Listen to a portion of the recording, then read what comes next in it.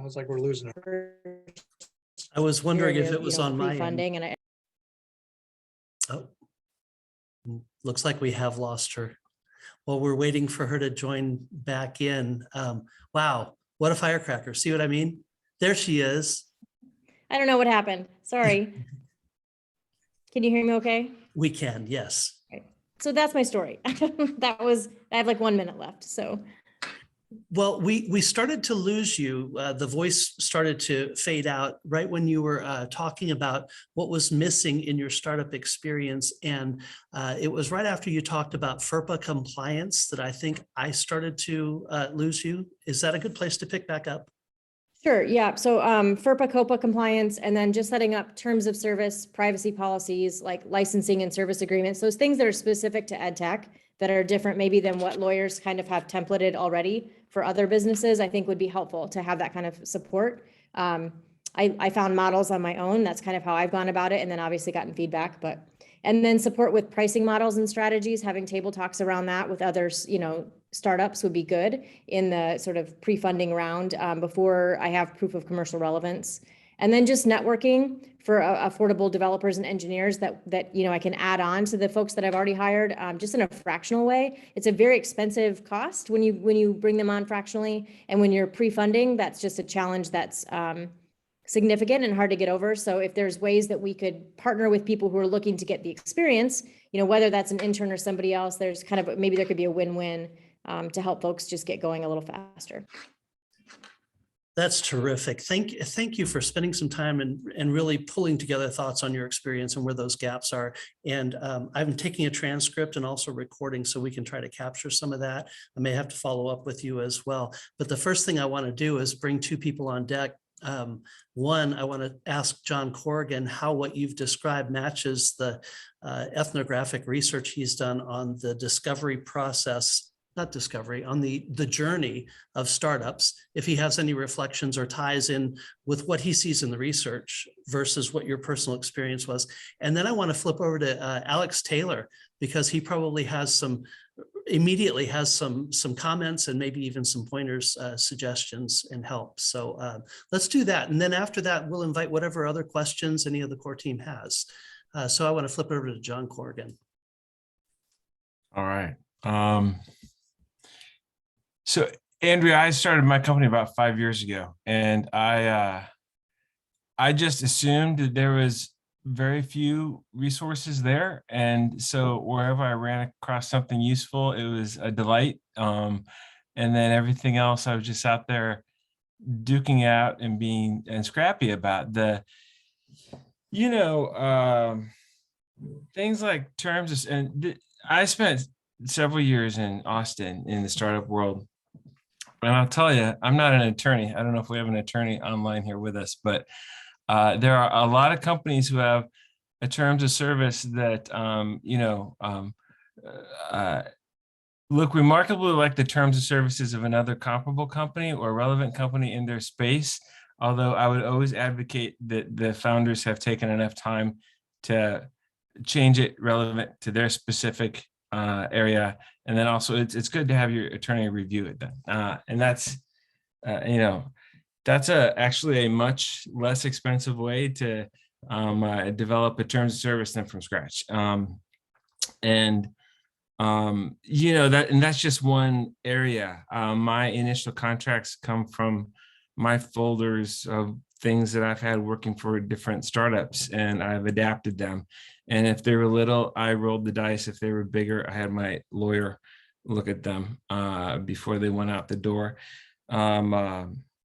So I think actually what you're describing, I don't question that there can be a better community of resources, whether it's what Mark has here or others. I think there is more here than there was 5 years ago, and there was probably more 5 years ago than what I realized. But also the broader network, there will always be something that you need that doesn't necessarily exist right here. Your broader network is really key. And I'll tell you, you find other compadres trying to, get something going, and you'd be amazed, what the willingness to share, I think.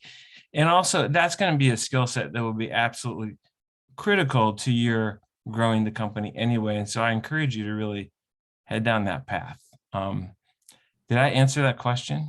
Hey, thank you, John. I really appreciate that. And I do want to mention that Liz has put together or is putting together a tribe of females in entrepreneurship, and she's connected with Andrea. And, that's part of this process of developing the network. I wanted to hand it off to Alex Taylor next. Hey, Andrea, how are you? I haven't seen you in a while. It's great to get the update. Yeah, I'm well. How are you? I'm well. I really don't have a lot to add.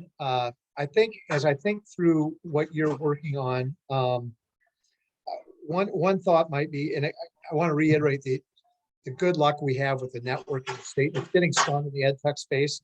I would encourage you, I don't know if you have a blitz scaling in the Quad Cities, the blitz scaling lunch they have once a month with investors and entrepreneurs. It's an informal get together. I think it's the first Wednesday of every month. If you haven't, send me an email and I'll introduce you to that group.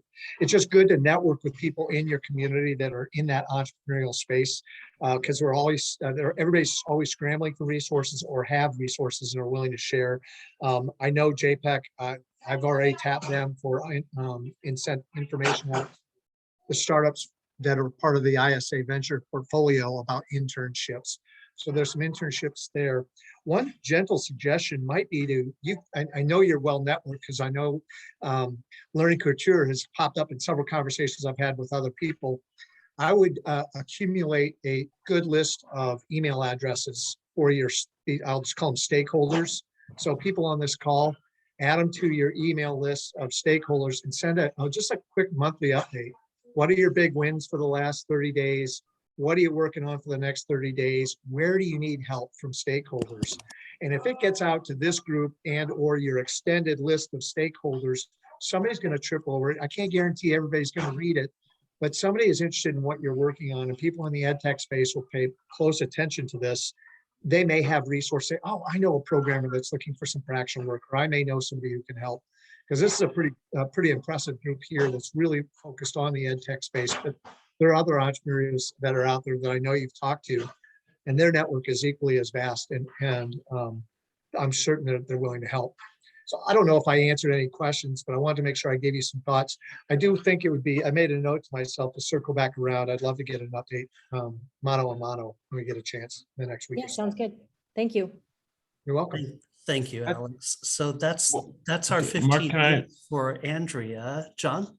Can I comment on one thing that Mark brought up? I think, and Andrea, this is from your question, of course. I think the idea of the fractional resources out there and bringing some order to that, I think is an excellent idea, because it is kind of the Wild West. I get emails from offshore developers, from teams in Philadelphia that have fractional salespeople. I mean, it's kind of all over. And understanding some sort of clearinghouse or at least references for those, I think would be really beneficial to someone like Andrea, because it is, I mean, who knows when something comes your way. Yeah, absolutely. And being able to leverage limited funds in that way is That's real helpful. And Andrea, you and I can talk more about the summer internship thing as well. Yeah, Well, I'm going to follow up with you, Andrea, to make sure you have everyone's email address from the core team. Consider us in your network. And if there are specific things that any one of us can do, I hope you'll reach out. And I think Adam or Alex's suggestion of just dinging all of us once a month and letting us know, well, what are the wins, what are the challenges, and if there's anything we can do, we'd love to be in your corner. sounds good. Thank you so much for having me today. I appreciate it. Absolutely. Thank you. All right. Bye-bye. Bye-bye. Okay. Isn't she wonderful? Oh, so sharp. All right. I have two people that are going to have to scoot out pretty early and pretty quickly. So let's move to the agenda, the rest of the agenda. One of the things that comes up next is this idea that we've put together these reports, sort of a status update for the 7 strategic doing committees, or these quick win committees. And I wanted to just give all of you just an overview of where they are. Most of you are on one or more of these, but I think no one except me sees the big picture and some of that overlap. And so this is the beginning of trying to weave that back together so that we're all in touch, not only in your little area, but the broader picture. And I asked Tom if he would kick things off and then Martin to go next because they both have other commitments coming up. So I'll start with Tom, and Tom is sitting with me and some of you on the Iowa Quality Seal of Approval work group. And that's a group that's trying to stand up this idea that we can provide a sort of a good housekeeping seal of approval for ed tech companies to help reduce some of the friction and fog that surrounds the administrator who's trying to find an ed tech solution during this time when there's so much coming at us. So we're trying to find a solution that helps and at the same time helps promote the good players in ed tech. So with that, let me hand it over to you, Tom, to give them kind of an update on the committee and where we are. Yeah, thanks, Mark. I think Derek is on this call as well. He's part of that committee, maybe Jeff too. So a couple of you guys on this call, feel free to jump in if you have any additional color. We've had two of our 30-30 calls to date, and some action items are in process, some discovery for the most part. But I think our goal is to have identified at least one company, if not more, that's ready to at least kind of walk down the path with us in some form of an evaluation process by June. And so over the next 4 to 5 weeks, I know Mark has a short list of about 6 companies that are Iowa based for the most part. I think one of them had gone through the Techstars Accelerator, but based out of the market. But start with Iowa based companies, engage them, find 1 or 2 that we can start down this process, test and learn during the process ourselves along with them, and at the same time, hopefully provide them some value and validation of their needs. I think we're still working through what criteria we would want to use.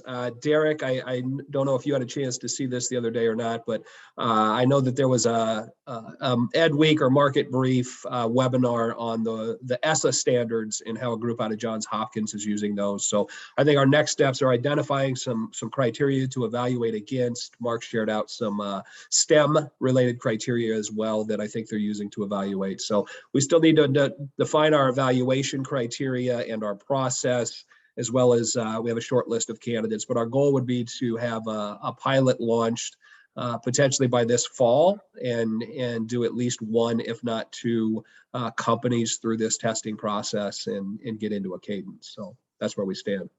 Anything to add, Jeff, Derek, Mark, and/or questions? Nope, I think you covered it. I thank you, Tom. Nice job with that. It's a little unwieldy to try to get our heads around this. So this committee is spending some time in thought and gathering information.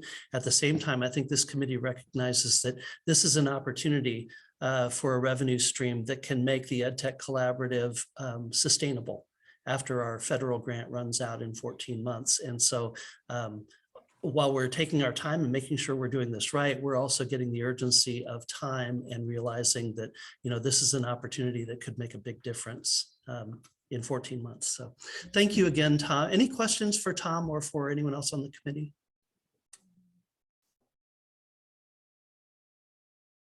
Next up is, I asked Martin if he would say a few words. And he's on sort of a related committee. This is a committee that's looking at the classroom of the future. This is the idea that there are these learning labs where we can expose teachers and administrators and students to up and coming tech. And we want to particularly showcase Iowa tech, but we're also interested in whatever the cutting edge, the leading edge is that can make a big difference in student outcomes. And so this committee is struggling with, well, what does it look like? What do we create the physical space to look like? And what does the technology behind it need to look like? And what companies make sense to bring on board early on? And how do we even stand this up as an entity? And so these are the things that we've been working on. And I asked Martin if he wouldn't take a minute to summarize kind of where we are and where we think we're headed next. Yeah, sure, Mark. Thank you for that opportunity. So, when we thought of the idea of a classroom of the future, Mark, then it was just a concept. Then we started talking with people about it. And the more I thought about it and the more reactions I heard from people, the more I got excited about the idea. And so at one point decided to just put a lot of effort in it, and also with my team members. Like you mentioned, that federal grant is running out in about 14 months. So I thought it might be a good challenge to see if we can make the classroom of the future sustainable within a time frame. So we set a sort of a deadline about a year from now, and see if we can kind of project manage that. You could say, well, counting backwards from that moment, and see what all needs to be done. And so two of my colleagues, Ian Castillo, who's also working here in Merge, and Mitch Bayada, who's on my team as well. With the three of us, we all take a part in this. So Ian is doing the project management side of it. So he is out of our discussions, the three of us, he has written down all the functional requirements to get there in that time frame, and is developing a roadmap. And Mitch Bayada is making, Mitch has been a teacher for 30 years. And so he knows what happens in the classroom. Also very much a technology person. So he's making descriptions of the classroom of the future and making an inventory of what should be there. So how to get things going? We thought maybe we should create an entity, because you have to sign deals, money needs to flow. But then fortunately, ICAT said, well, we can take that for now. We are already responsible for the Iowa EdTech Collaborative, so we can take it here. So we don't need to develop a separate legal entity. And Mark is already working on things like this. And so knowing that, I think it was yesterday, we took on the challenge and started where it should start is in taking a domain name, which is futureclassroom.space. So remember that, futureclassroom.space. That is the domain name. And when you have that domain name, you can also develop a website. You have email address, and with that email address, you can start social media handles. So that's where we're working on right now. Also, Ian is working on a logo of the classroom of the future. So if we have all that, then we can start approaching possible sponsors. Sponsors could be both financial, but also in kind. So for instance, they can provide you with hardware or software. And then the next thing that we should work on is developing some sort of a standardized layout of the classroom, and also look at what should be in it in terms of the inventory, like machines, especially when it comes to, let's say, virtual reality. Mark is working on that at the moment, because the basic idea is that the classroom of the future is a concept. Of course, we have that classroom here in the basement of Merge, which is developing nicely, but then we can use that concept to add more of those classrooms and even roll it out nationally. That's the basic idea. If we want to build on national thought leadership for the collaborative, then that is something we should allow to happen. And so out of our network, we're already, of course, talking with people, talking with school districts, organizations, And Mitch came up with an opportunity already. It's a private school group, Catholic, called the Holy Cross, somewhere in New Jersey. They're so eager to start their classroom of the future that they said, well, we want to sign an MOU. That's going so fast that it will need a bit of time, but Mark already connected with them. And there will be definitely more school organizations that are eager to join. And so what we can develop as an organization is a sort of a franchise. School districts or private school organizations can join. Then they'll have to pay a fee. And then they, if they abide with some of the standards we have, then they can become a classroom of the future. So that's where we are right now. I'm really very excited about it. And we're all working on it together here with, of course, Mark and our team members from RAID Labs. And any support from other people is very welcome. But I think this is really a big opportunity for Iowa. Martin, thank you. Terrific summary. And John Spear, know that John Zimmerman is on this committee. And so Grantwood AEA and your classroom of the future is all sort of part of this planning. And Adam, you're on this committee. So I wanted to invite if there's anything that Martin left out that you want to add in at this point, and then if any of you have any questions.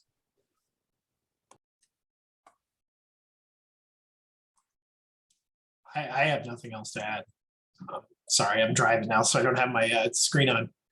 It's all good, brother. I just wanted to make sure that if you did have anything, we squeezed you in. So this is a real fluid thing. If you have thoughts about what this should look like or want to have in-depth conversations, Martin's super excited and it's contagious. I'm super excited too. And he's bringing through RID, they're bringing a lot of resources to help us stand this up and make it go somewhere. So really good stuff. Last call for any questions for this group.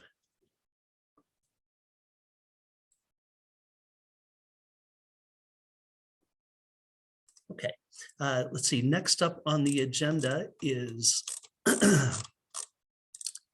looks like identify, map, and integrate the startup support assets and approaches. And I asked David if he would give kind of a brief overview of that. I'm not sure he got the email, so I might be putting him on the spot here. No, thanks, Mark. So we met and had a good conversation. I think the only person else that's in this on the call right now is Alex. So Alex, feel free to jump in and add where I or correct whatever I say. We spent a lot of time talking about, one is that there are a lot of systems already in the state and how we make sure that we don't replicate activities and at the same time have strong communication.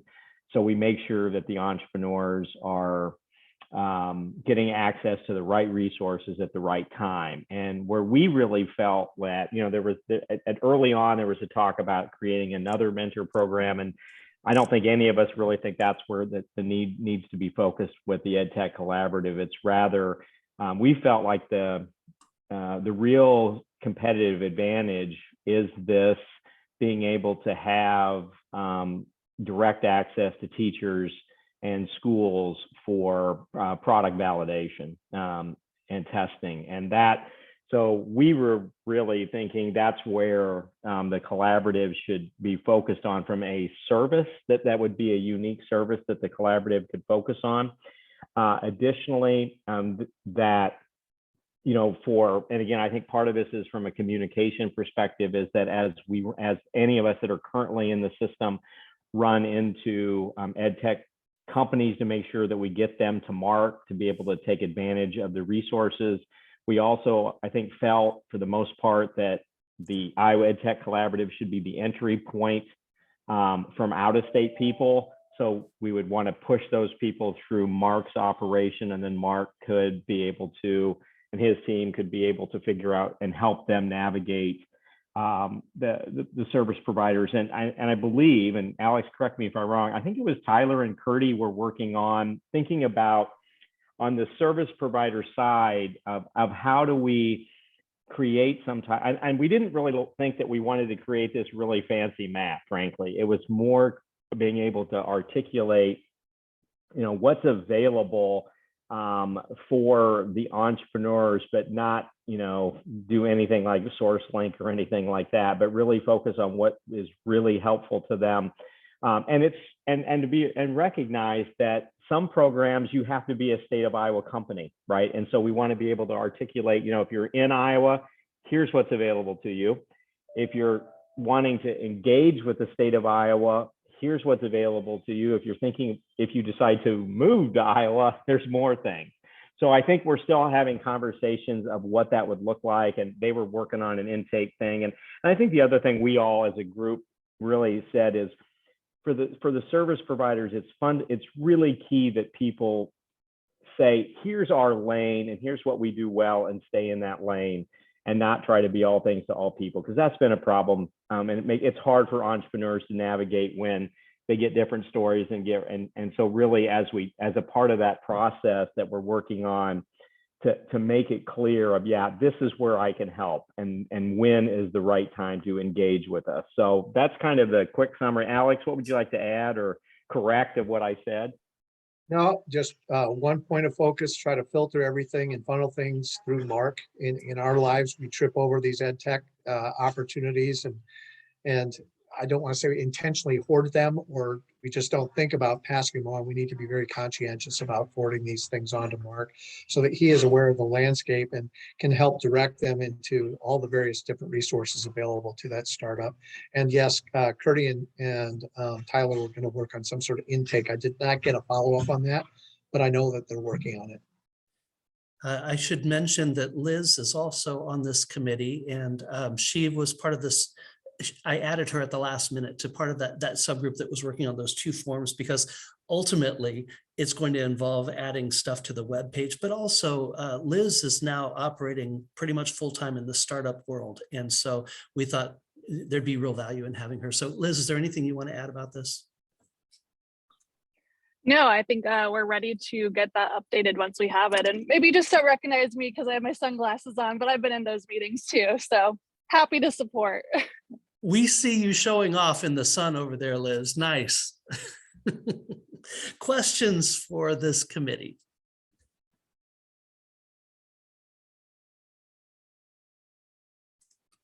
Very good. Thank you so much for that. And our next one is support for innovation in established industry. And I asked Ada if she could give this report, and she was not able to because I think she's traveling. She's in Kansas City. And then I asked Jim Sherlock if he could do this report, and he's traveling as well. I think he's in Tennessee.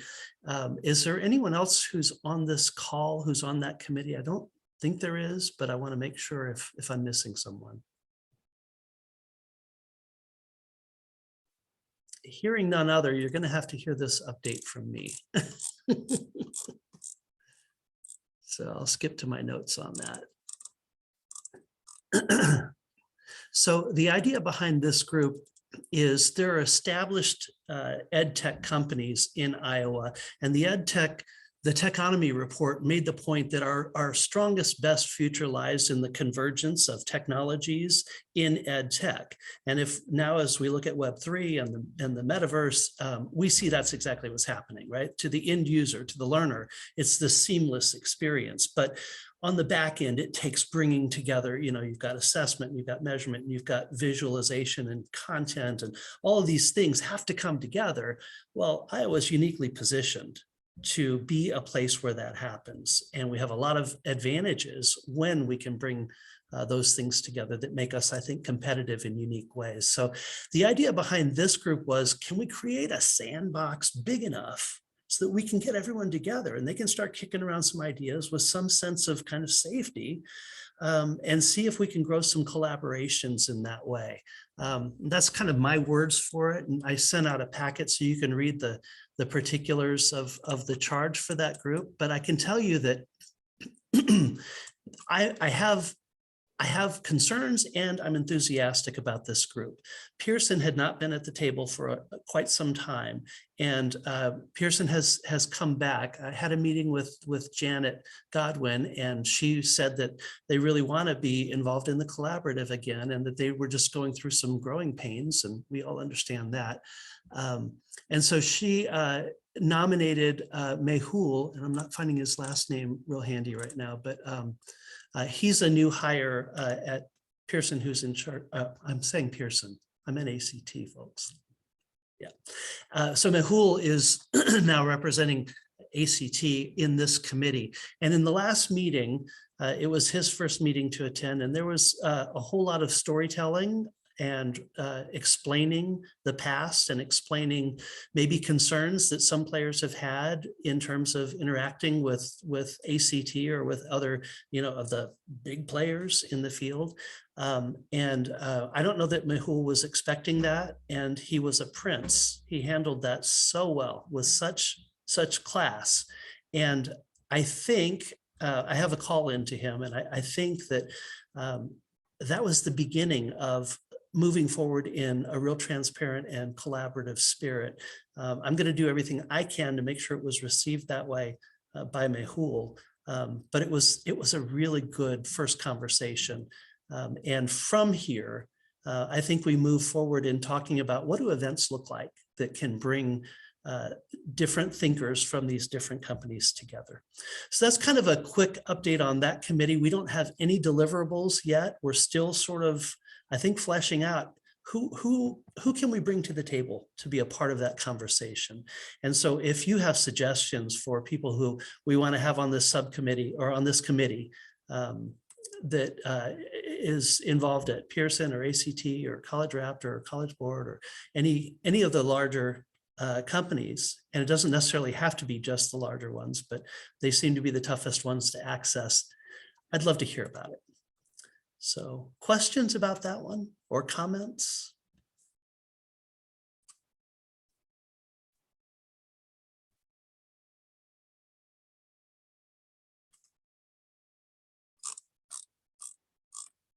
Okay, then let's move to the next one is the events committee.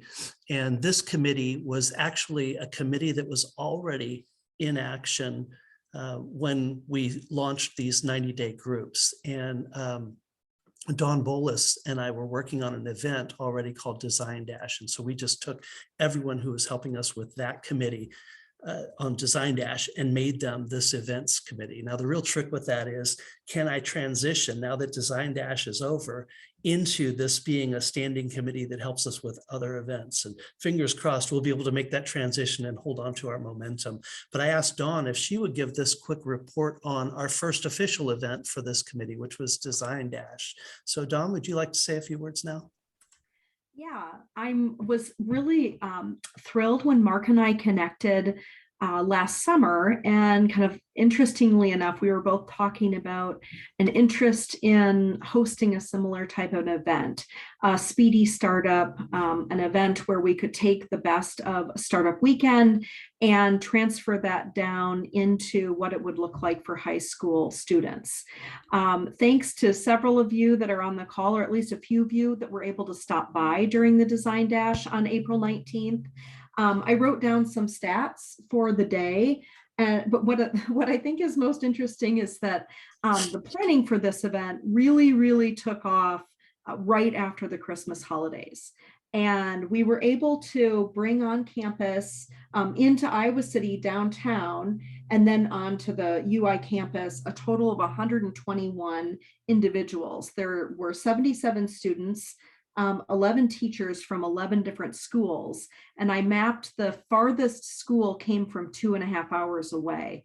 So this was a real kind of nice gathering. It was an excellent pilot for our joint program. And it gave us the chance to see whether this type of one-day speedy startup would have legs as in terms of something that we could scale across the state. And that's the direction that we're looking at going for next year.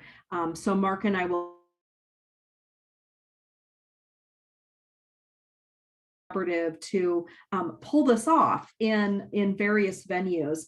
We did a quick survey to the teachers that participated, and 100% of the teachers gave us a rating of 8 or higher. We did the same survey to the students, and 50% of the students that attended have replied, and 90% of them gave us a 7 or higher. So we're getting really excellent reviews. What they appreciated getting out of the event was the opportunity to actually engage with mentors, to work on problems that they understand and know about. We were really conscious in terms of designing the challenge, where they were working on problems that that we hopefully will see Iowa ed tech startup companies tackling as they come into more and more into fruition. So the students kind of thinking about how this program leveraged some really excellent resources.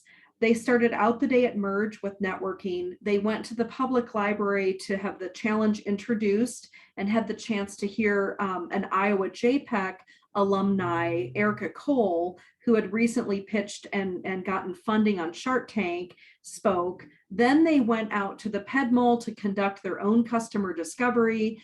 They had students from Iowa JPEC that were there throughout the day. Several students helped them to kind of transport them from one location to the next.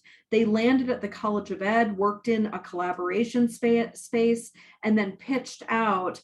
Actually, when they were working in that collaboration space, mentors were on scene. Alex Taylor, thank you for coming. David Hensley, of course, was there as a judge. Pearson was the lead sponsor for this event. But we had so much excellent kind of output out of a one-day program that it's pretty much a no-brainer for us to figure out how to make this happen, not only in Iowa City, but in other parts of the state as well for next year. So thanks to Ed Tech for partnering with us and, you know, helping us make it all happen. Thank you, Dawn, for that terrific report. And Dawn and I are already scheming, as she alluded to, for how we stand this up next year. We want to do it across the state, and we think we'll use the AEAs as an organization structure and try to stand up 9 of these concurrently. So they all happen at the same time, but nobody has to drive more than 2.5 hours to get to an event. I do also want to thank David Hensley for being supportive of this and giving Dawn and me all the free rein we needed to be able to make this happen. And what a terrific event. I also want to mention that this partnership, I think, will lead to a revenue stream that will be splitting 50-50 with Dawn's team, if we're able to figure out how we make a buck on this. And that could be really important down the road as well. So huge thanks. You guys did just a terrific lift to help us make that happen. So I thank you, David, and I thank you, Dawn. Questions for Dawn? Could I just say that I was amazed at how well the students did in a short period of time. And I mean, I hear a lot of pitches, and there were some actually pretty good ideas that actually, because they were trained and focused on what they needed to do. And, you know, I haven't said this to Dawn, but I mean, I started as I thought more about it, we should think about doing the same type of thing for teachers. You know, the students are going to probably those are probably, you know, they're not going to turn those into, most of them aren't going to turn them into companies, right? Because they're going to go to college or something else, but at least it got them thinking about it. But man, you know, you think about, based on what I saw, could you do a similar thing for teachers because those are people that are going to probably be thinking about some of the things that we're wanting to see. And if you could do it in a short span, maybe change it a little bit, but that's something that the two of you should really think through is there a teacher version, because that might be more likely to lead to some ideas that could be moved forward than the high school teacher. But well done to both of you. It was a great day. Thanks, David. And just a quick follow-up on that. That is actually kind of part of our planning process. One of the ahas coming off of this event was that the teachers, when they're in the role of chaperone, were really not. Several teachers worked alongside of student teams and went through the room kind of acting as a mentor, but to actually have them working on their own project, that's something where I believe there's an opportunity either to develop some kind of a 2-day program where they can get relicensure or graduate credit for their engagement in that, as almost like a launching spot for them to get in more involved in the entrepreneurial program as well.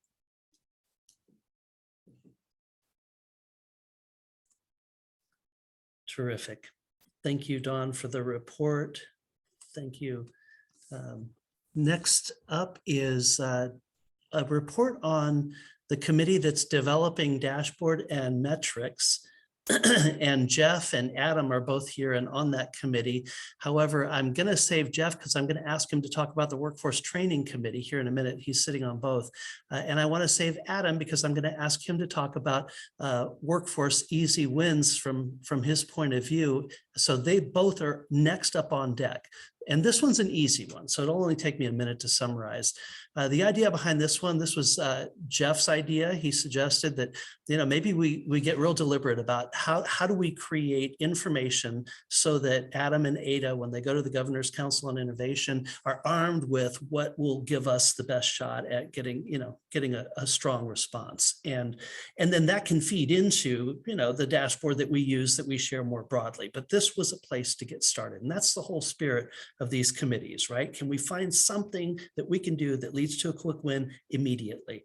And this is one committee that has really done that. And so we had a deadline of the last Governor's Council meeting. We had a couple of meetings. We talked about what would be useful. I learned a lot. In the 11th hour, Jeff and I got together and put together some quick slides that gave some of the material that was mentioned that would be helpful to Adam and Ada and Jill, and then they carried that forward. I have since heard from Ada and Jill that they felt like it went well, and so we were glad to have been able to supply them with that. This committee will continue to get feedback from how those reports are going, and also to gather ideas about what other things we could be reporting either on the website or in these special reports that we give to them and others who are interacting at maybe a state level or at some other level. So that's where that committee is. And as I said, I want to transition into a couple of related ideas, the Workforce Training and Engagement Committee, and then also Workforce Easy Wins conversation with Adam. So that would be Jeff and Adam. But first, let me pause. And are there any questions about the dashboard committee? Well, I'd just say that there's no monopoly on good ideas or how to display the kind of mix of qualitative and quantitative information that we are able to assemble as a result of the efforts that you all are doing. And in part because so much of the effort is volunteer-based, accessing that data that is relevant to a larger picture of what's going on with the Iowa EdTech community is one that we're going to have to be pulling on everybody to help supply, so that the picture that we develop is full and comprehensive, and isn't just reflective of only the stuff that Mark has his direct hands on. Because I think the point here is to be able to illustrate across the breadth of the industry what's happening, how things are progressing, where things aren't progressing, so we know what to focus on.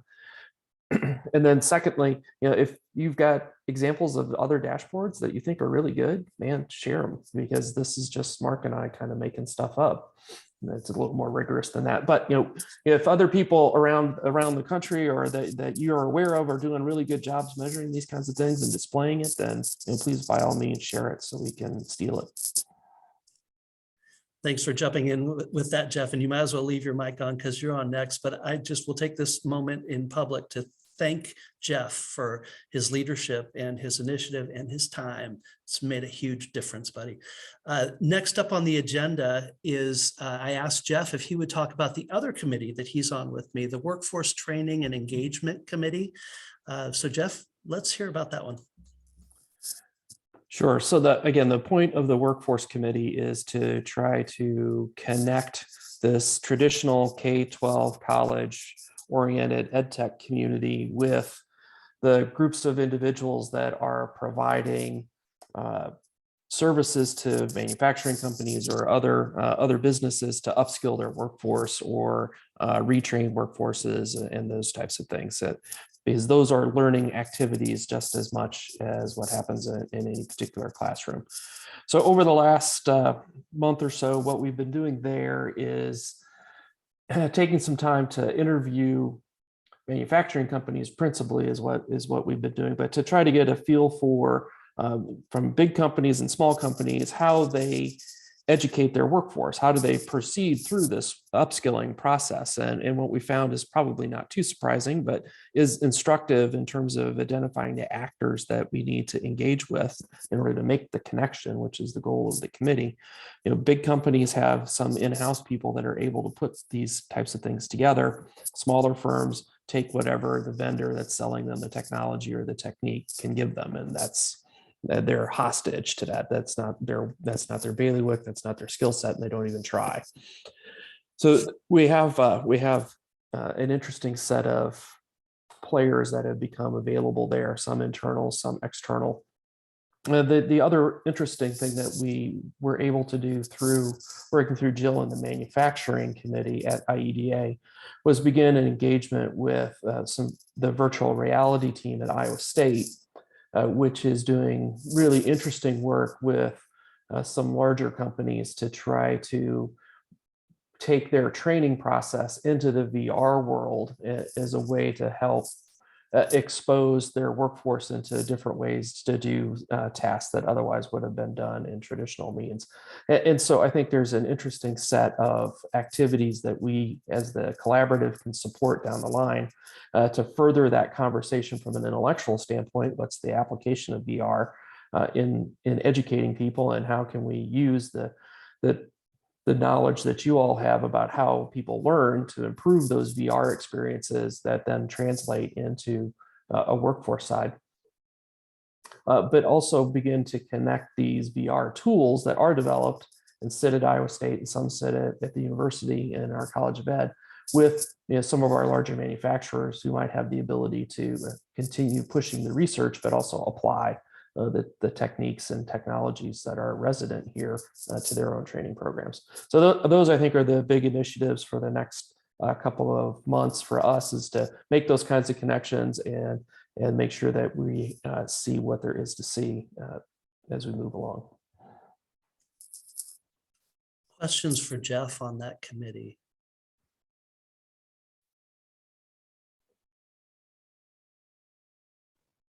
I think having a dashboard would be really helpful. So I really look forward to seeing the results of your efforts. It'd be really good to have. It helps to quantify what we're doing because it's complex, and I think you guys are on the right course. Great, thank you for that, Alex. So I wanted to segue then away from the easy win committees and move into a kick the can conversation that I've asked Adam if he would lead, but he's driving, so that may not be practical, and Jeff and I can probably step in and facilitate this as well. But before we transition to that, I just want to take a moment and reflect. We all came together in October and we had a retreat, and we did a lot of thinking and talking, and we all got on the same page. And that led to, in January, realizing some priorities. And that led to then a commitment that we would all work on these committees to the best of our time ability. And I want you to see that this is exactly what's happened. And folks have rolled up their sleeves, and we're making tangible, significant, and meaningful changes. It feels like a real victory to me. I know we've got a long way to go, but I couldn't be happier with what I see as the guts of this team, just how tough you guys are, and how much you're willing to give. So just in retrospect, I thank you all for this journey and how far we've come already. Now to transition, what I thought would be helpful, especially for the workforce team, one of the 7 groups, as we're thinking about what's an easy win for us, I wanted Adam to talk about the vibe he's getting from the Governor's Council on Innovation, and Anna Lensing is here from AIDA, and she may have reflections to be able to join in as well, and Jeff as well. But my hope is that maybe in spending 10 minutes or so kicking the can around workforce and ed tech, we can come up with something that this committee can be focusing on that's specific and that can take us to an easy win. So with that introduction, let me throw it out to Adam, and if Adam's silent, we'll bounce to Jeff. Hey, Mark, can you hear me? Yes.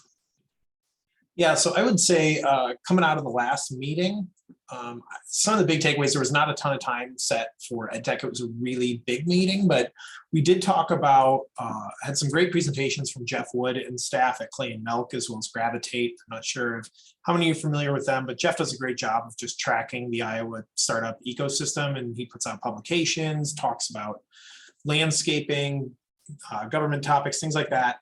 But he did a quick presentation on deal flow coming through Iowa, and this is across the board, not just ed tech, but obviously applies here. We're not doing great. We need some work. When you look at venture capital and private equity funding, Iowa's startups are not, on a per capita basis, not performing on the highest level. To complicate things a bit more, and I've kind of been tasked with this, is to start helping raise awareness around the angel tax credit that has gone away. I don't know how many of you are familiar with that.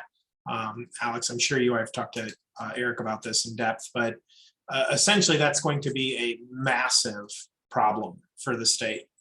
When you look at private equity venture capital not willing to come to the state already, it's tough to get here until we have more deals flowing through. So this angel tax credit essentially incentivizes Iowa angel investors through a tax credit to invest in Iowa startups. That program is no longer, it is coming to a halt. It is done, which is going to greatly de-incentivize our current angel investors, a lot of them being, HLT's own investors who have reached out to me. This is a big issue because I think it's a huge funding source for startups, especially early stage when you think seed and Series A type capital. I don't think HLT would exist if it weren't for angel investors. And honestly, this tax credit was a big part of it. So working with Debbie, I'm going to be spending some time with Governor Reynolds and Taryn, hopefully in the next few weeks, to try and talk to them about the process and what we can do to put some more pressure around that. It really came down to some political nonsense, like I think Debbie said it was like a high school feud with some folks. So basically we just need to get this back at the top, because if you think about what would be easier, getting outside private equity and venture capital to move to Iowa, or reinstating this tax credit, it's very simple. So I'm going to try and be working with some folks. I'm going to try and get some more data from Eric. Jeff wants to do Jeff from Gravitate and Clay and Melk, their publication, want to do some write-ups and try and get some more local newspapers and folks paying attention to that, because that's going to be critical to this. You're just not going to see the deal flow if we lose some of those angel investors. Other things coming out of that, so a lot of time spent on that, but good news is the bioscience side of things did really well. Top 10 actually in VC dollars. So there is some positive on a per capita basis. That is a very capital intensive industry. That's something, Jeff and I know John Darcy are doing a great job of driving some awareness around that. But so I think there's some good signs there, but that's, when you talk about true startups and especially in ed tech, they're going to need a different type of funding. So I'm going to be pushing on that, and then working with Jill as well. Jill wants to do some updates around the Innovation Council as a whole, and trying to wrap some stuff together, both from ed tech and from the biosciences side, as well as some of the other sectors that are discussed in there. So keep your ears out for that. We're just trying to streamline some of this, so that way there's an easy spot. If they want to see ed tech, you go here. If you want to see the bioscience, go there. And then lastly, we had a great update on soil and carbon that I didn't understand, because the person that was presenting was far too smart for me. But I would say that's about it from the council side. That's a great report, Adam. Thank you. Appreciate that. Jeff, let me let you jump in here. And I think what I'm hoping for is that we can maybe use this time to think about what might be the logical next steps for the committee on workforce.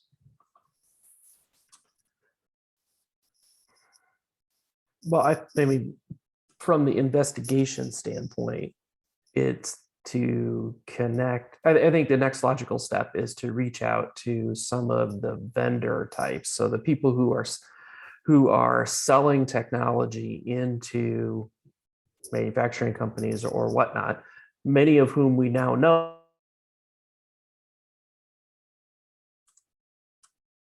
manufacturing 4.0.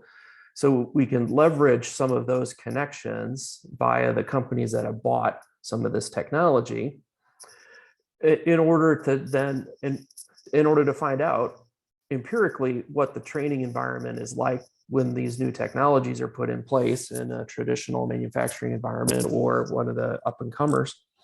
What are the issues that were encountered?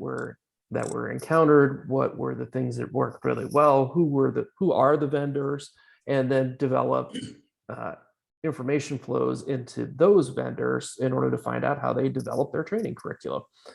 I think there's a lot we don't know about how that stuff is all put together in order to then figure out who the right interfaces are over here in the EdTech side in order to make the right kinds of connections. So that there's still some mapping that has to be done, but we have this wealth of information now that's available to us through the Manufacturing 4.0 initiative that we'd be remiss not to mine, because we've got both the people selling the technology as well as the people that have received it, that we can find out what their experiences were, who they are, and begin to probe these issues in a lot more depth.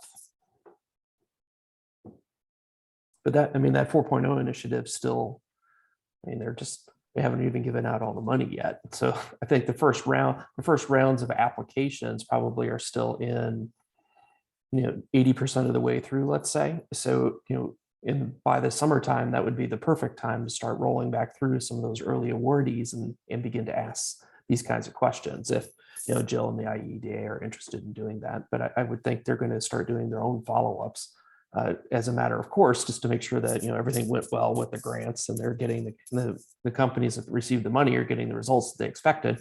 This is just another set of questions that might come along with that for a few of the prospects, so we can sample a little bit and see if this is the right path to go down. And Jill did mention at the council update, Jeff, that her and Debbie are going to be reaching out to some of the companies that might be willing to stick their hand up and say, we know we need to do something from a reskilling, upskilling perspective, right? But we don't know what, and see if maybe they'll step forward and say, could they help with this? So hopefully they'll be able to get in touch with some companies that are actually, kind of sitting there like, yep, we're stuck. We don't know what to do. Do you have somebody that could help us? Yeah, I mean, there's plenty. It's easy to, not easy. You got to have time to do it. But the companies that I've called to talk to about these things, they like to talk about it because it's a big problem and they're looking for help. So I don't think that they'll have much in the way of opposition or a lack of volunteers to continue that conversation. Anna, I'd sure like to invite your input if you have anything to add here. Yeah, absolutely. So we have begun doing some follow-up, just storytelling, seeing what's working, what equipment was purchased, how it's going, kind of in the last couple months, and really starting to ramp up now. Some of those early grants are finally, obviously all the supply chain issues took a while to get the equipment, but finally getting it in front of them, getting people upskilled. So we're really kind of starting to just now get these stories trickling back in. But I absolutely think that that's conversations we can continue having as Jill and I do reach out to these companies and see what their thoughts are.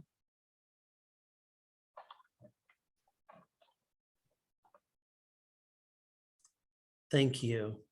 Thoughts from any of you who are listening to this conversation about workforce and ed tech?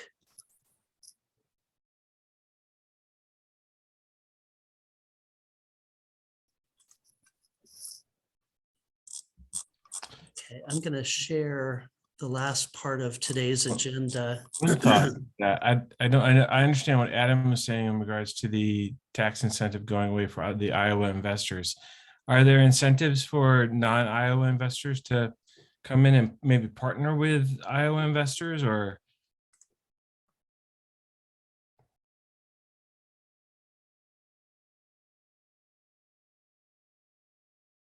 I don't know the answer to that question, John, and we may not that I am aware of right now. I haven't heard anything from that end, but I think it's actually the opposite, where the real downside to this could end up being where they start attracting Iowa companies to other states. And that's exactly what they'll do. And, having been on that campaign trail and raising funds, that's the first thing that a lot of folks do and say, why are you in Iowa? You should move here. The talent's better. There is a movement now for people who can't afford $4,000 for a studio apartment to move our way. And I wouldn't want to sit and wait for the momentum to get a whole lot farther down the road and not recognize that, there's more dollars than there are companies in many sectors. And so I think it would be unfortunate to skip consideration and exploration of incenting some of the bigger dollars here. I've worked in tier 1 venture capital funded startups, and the engagement you have with venture capitalists based in Iowa is different than the big guys out west. And so I just think it's an idea to consider. I would think it'd be unfortunate to not consider that. Yeah, we want to try and do everything we can there, because what we're actually getting compared to is we're not the only state saying it's expensive out there. The ones that we really have to keep an eye on, and Debbie will be the first to step up, is states like Indiana is a big one. Missouri's another one.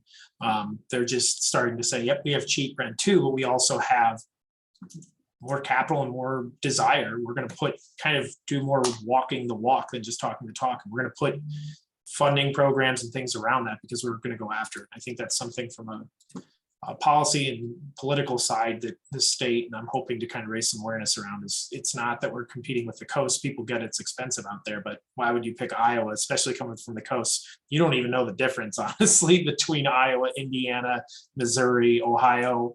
But yeah, that's who I would think. I get your point. I would think that's where the governor's office might come in and help. I don't know what sort of resources have been put to use there in terms of how do we create a distinction between Missouri and Indiana and Minnesota and Iowa.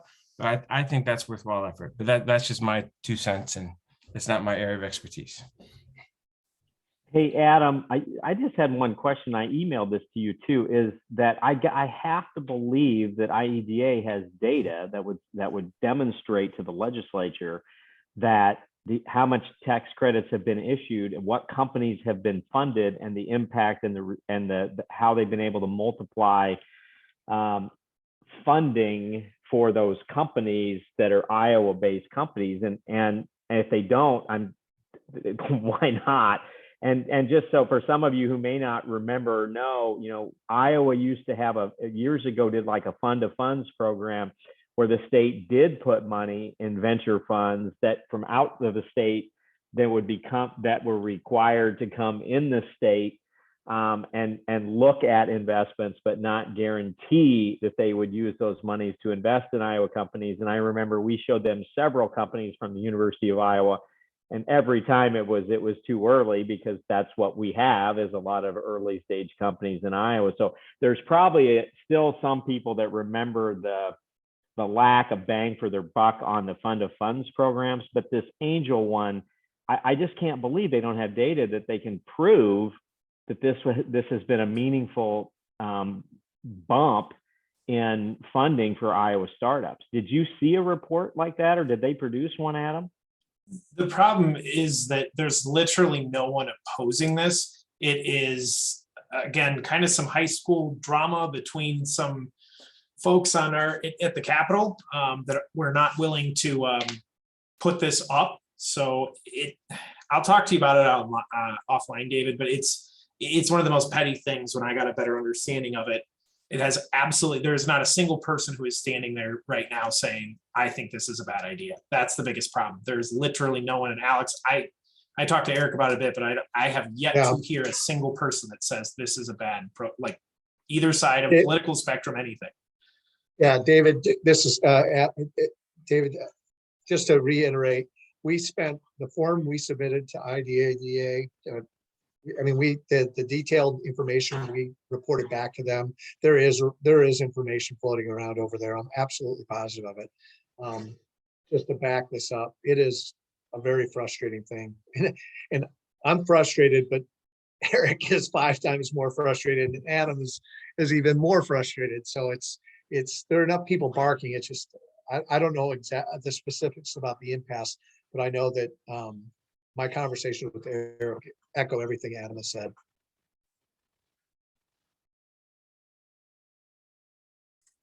Okay, thanks. Let's leave it at that. And Adam will look forward to continuing updates on how that drama unfolds or lingers. I'm going to return to, there are a couple of things that I included in the packet, and I didn't figure I'd have time to get into these. So I'm just going to draw your attention to them, and you can take a look later if you care to. We did some reflection after all the travels that we've done, Tom and Liz and I at South by Southwest and ASU GSV and the iTech Conference and the TIA Tech Summit. And we had a plan going in. I've updated in red what we learned around those goals. Again, if you're having insomnia issues, you can read that, but I want you to know that, wow, we learned a lot and we met a lot of people, and it was well worth our time. You heard Dawn mention a couple of stats. I've included the rest of them from Design Dash, and also in red, kind of some thoughts that we think may help us scale this across the state and possibly even nationally. Really excited about Design Dash. Some plans for some changes for the Iowa EdTech webpage, and Liz and the team are standing by, but I'm not ready to pull the trigger because we're still trying to think through some of these. But I did want you to know that those 2 intake forms that we talked about earlier today, and the dashboard being updated. We also want to have a more thorough company dossier for the EdTech collaborative companies. Not sure what that looks like, but it'd be really nice if we could give some idea of their lead products and maybe the number of employees, and just a little more information than just their logo. And then also, we think that we'll want to have a landing page for the Classroom of the Future, one for the Iowa Quality Seal of Approval, and one for Design Dash moving forward. So those are sort of mid-range projects. And then long-term, you heard Alex talk about, we want to build a landing page for anyone outside of Iowa who's interested in ed tech, where they see those 2 input forms, and we're able to then sort of help them find their way in Iowa. So changes to the website over time. This was just feedback on the dashboard. And then I wanted to mention this. So with all the travel going on, I dropped the ball and didn't pull together an EdTech quarterly talk in time. The ICAD team had proposed May 12th, and I just wasn't able to find a speaker. I have asks in for Jim Sherlock to maybe collaborate with Steve Grubbs at Victory XR about XR and learning. I've also talked to Matt Arnold and John Corrigan and Jim Larmore about doing a topic, and each of them have really provocative ideas. Problem is, May is such a busy time. And so I wasn't able to make it enough of a priority. And the couple of asks that I made, the people I talked to were also challenged time-wise. So wanted to own that to you, let you know that ball was dropped. I'm working to see if we can get the next quarterly ed tech talk going in June. And I'll keep you posted on that. Next, I wanted to, a couple of other little minor things. EDC has been partnering with us, and they're reflecting back to me. We've created a system where they reflect back to me any of the Iowa EdTech collaborative startups that we send there. They give us rich data on what services they're able to add to help them out. Tom Banta mentioned Iowa-based startups that we're working with, and I'm trying to take almost a case management approach with these startups. And so the list is here. And notice that in parentheses next to some of them, I indicated whether they were interested in the Iowa Quality Seal of Approval study cohort for the summer. So if you're interested in what of those companies are wanting to get involved in that, that's here as well. There are companies we're interacting with outside of startups, and I've listed them there, and a couple specifics like partnering with Parametric Studios for supporting them for an NSF grant, that sort of thing. Also, we're making progress with being thought leaders outside the state of Iowa, including we're investigating a partnership with Lean Lab over in Kansas City, and Assistments, which is in Boulder, Colorado, and they work with efficacy studies. We're also continuing our work with EdSafe AI. You've heard Ada talk about that. With Herdy South, you've heard me talk about that. And then the AI Education Project, which I haven't told you about yet, but is really cool stuff. So we're continuing to be involved with that. Also working on broadening my reach here in Iowa. It's been easy and a joy to connect with the University of Iowa resources, but it has not been as easy for me to find those connections at Iowa State or Northern Iowa. I've begun to make that, though. We've begun to make those connections. So my takeaway for you with this is if you have any connections in ed tech or related areas in the other two Regents universities, I'm focusing on that now and starting to build those relationships. We did an intern fest. I wanted you to see those numbers, but you've heard us mention that now we'll have a math PhD grad student in residence at Merge to help Iowa ed tech companies. And I'm taking those, I'm reviewing project proposals, and we'll rank order those, and then we'll see how much of that we can get done with a grad student. These grad students are trained in machine learning and predictive analytics and statistics, and they know some limited coding. And so they bring a lot of expertise in AI. And there's a lot of interest in some of our startups for using them for that. So I'll keep you posted on that. But it seems that bringing interns in and having mixers with ed tech is a great service that the ed tech collaborative can provide. We did it once, had 23 students, 4 administrators and faculty, and then we had 9 ed tech companies attend for that mixer. And now we understand that 4 of them have been placed or will be placed. And so that's really exciting. We'll continue to offer that service, and I'm investigating what that might look like. We also were asked to continue to help the Innovation Fast Pitch Conference, and there's a little bit about that. I'm starting to look at grants because mine is running out. And here's a link to one that I think is our best bet moving forward, because it's designed to sort of pick up where the grant that we're currently using leaves off. It's sort of the next step. And as I've looked at those, I want you to know that it looks like they require a 50-50 matching. So if we're going to apply for this grant, it will be important that we have these other revenue streams coming in to be able to make that ask. And I also, if any of you have resources that would help connect me to someone who has experience with grant writing, that would be terrific as well. Finally, our next core team meeting will be on June 1st. That's the first Wednesday of the month. Hope you're able to join us. And then I think in July, it makes sense that we have a face-to-face, maybe a chance to sort of socialize, do an ed tech happy hour.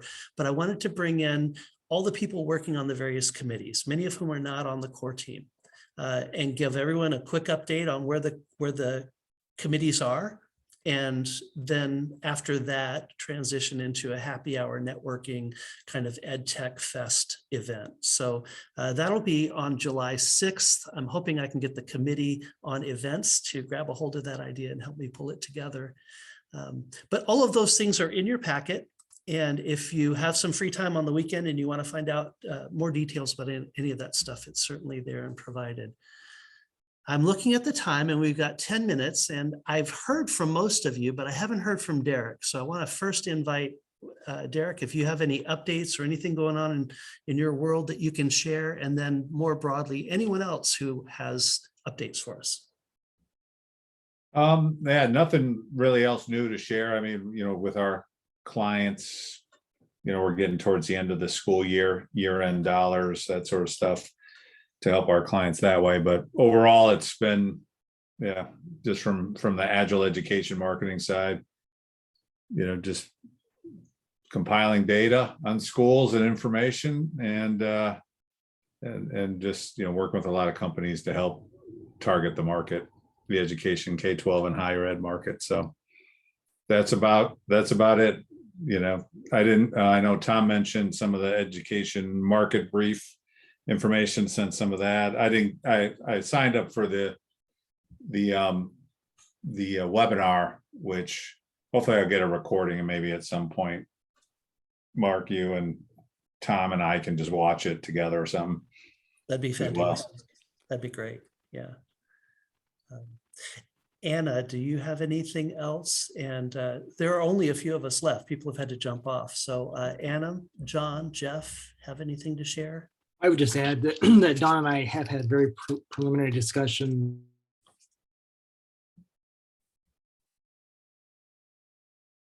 Broaden the reach of Design Dash. There are 9 AEAs and we cover all parts of the state. And I think we could be a partner that would help disseminate information and or have staff that could help participate in that. So I think we could certainly make that more of a statewide event and just replicate that in different places. So I think we'd be excited about that possibility.